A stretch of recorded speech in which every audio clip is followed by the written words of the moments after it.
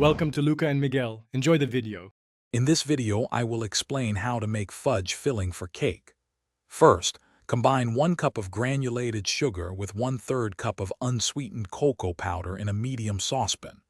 Add 1/4 cup of milk and 2 tablespoons of unsalted butter.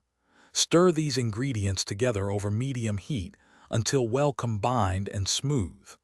This initial step sets the foundation for a delicious, rich filling. Continue cooking the mixture over medium heat, stirring constantly to prevent scorching. Once it reaches a gentle boil, let it simmer for exactly 1 minute. This crucial step ensures the sugar dissolves properly and the fudge thickens. After 1 minute, remove the pan from the heat and stir in 1 teaspoon of pure vanilla extract. This adds a wonderful aromatic depth to your filling. Now, for that perfect fudge texture, beat the mixture vigorously with a wooden spoon or an electric mixer for about 3 to 5 minutes.